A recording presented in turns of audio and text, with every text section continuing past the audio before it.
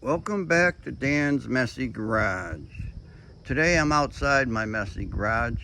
I'm going to take the Maiden Voyage in the 66 with the new engine in it. I got the hood strapped to the roof with a ratchet strap and some foam rubber. It shouldn't go anywhere. I'm just going to be circling around my drive a couple times. And it's about to rain, so I gotta get going. Thanks for watching.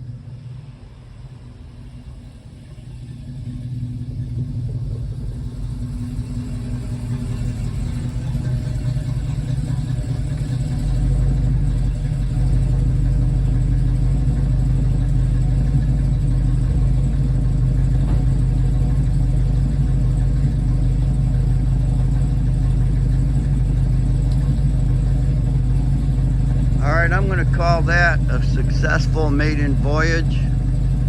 I went around the drive different directions, backed up, went forward, stopped. That's a drive.